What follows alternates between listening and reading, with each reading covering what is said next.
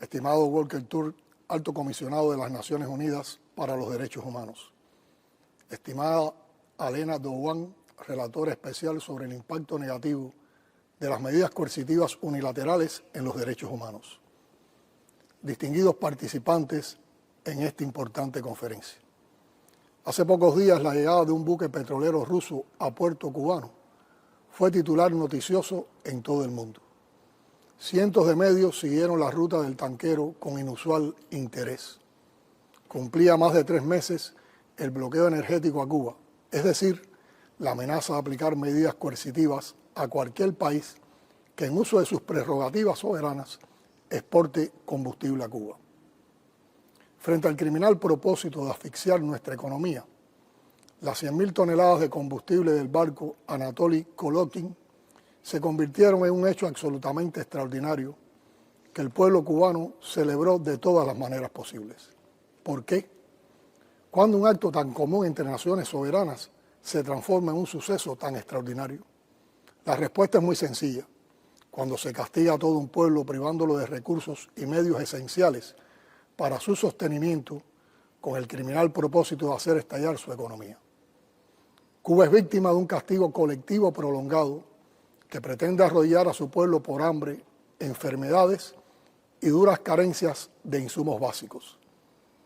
Esta política de asfixia se suma a 65 años de la guerra económica, comercial y financiera más severa y prolongada aplicada contra país alguno, que ha sido codificada a través de un minucioso y perverso sistema de medidas coercitivas unilaterales diseñado para provocar un estallido social y violentar el orden constitucional legítimamente establecido por los cubanos en ejercicio de nuestro derecho a la libre determinación. Al impedir la llegada de combustible a Cuba, el gobierno de Estados Unidos viola de manera flagrante, deliberada e injustificada los derechos humanos de todo un pueblo, así como la libertad de comercio de terceros países. En Cuba se están viviendo prolongados cortes diarios de electricidad, desabastecimiento de agua y gas licuado, lo que convierte en un agobio la realización de las labores domésticas. Más de 96.000 cubanos, incluidos 11.000 niños, se encuentran a la espera de cirugías debido a la falta de electricidad y a pesar del esfuerzo de las instituciones de salud en función de encontrar soluciones. Más de 16.000 pacientes que necesitan radioterapia y otros 2.888 que dependen de hemodiálisis están afectados por la paralización de servicios que requieren estabilidad energética.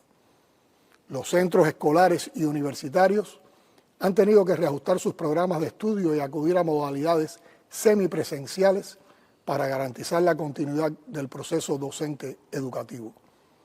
El transporte público y privado se encuentra prácticamente paralizado por la falta de combustible.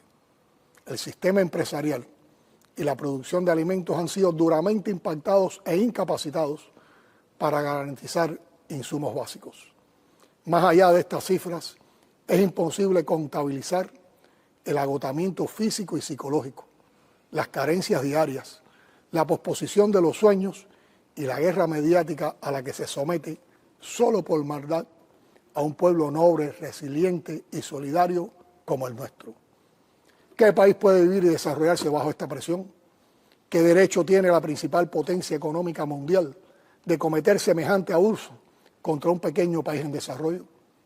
¿Permitirán las Naciones Unidas, los Estados soberanos, que se agravie el derecho internacional y se intente regresar a épocas de vasallaje, barbarie, colonización y esclavitud?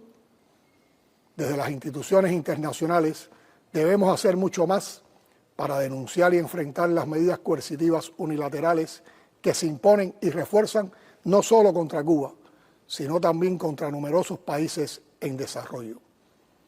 Esta conferencia internacional es una oportunidad para visibilizar su impacto y realizar propuestas orientadas a la acción.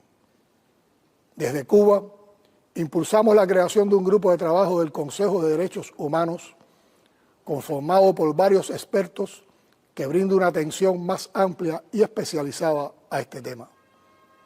Abogamos igualmente por la adopción de un instrumento internacional jurídicamente vinculante que demanda el levantamiento inmediato de estas medidas y la rendición de cuentas de los responsables. A pesar del adverso contexto actual, Cuba confía y apuesta por el multilateralismo y la diplomacia como las únicas herramientas eficaces para el mantenimiento de la paz, la convivencia civilizada y el desarrollo sostenible. Desde esta pequeña nación que resiste con dignidad el acoso del bloqueo en todas sus agresivas variantes, agradezco profundamente las muestras de solidaridad internacional y el apoyo que hemos recibido en estas horas difíciles.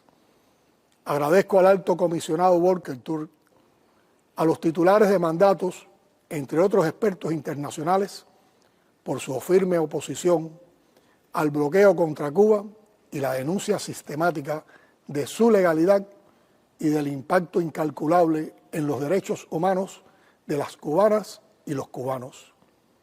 Les aseguro que el pueblo cubano no olvidará a los que frente al atropello y el chantaje se colocaron del lado de la justicia y alzaron sus manos y voces sin miedo para defender el derecho de este heroico pueblo a vivir y a elegir soberanamente su destino.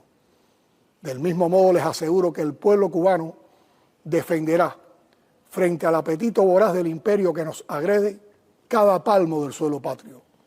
La determinación de cubanas y cubanos para defender nuestra absoluta soberanía es total.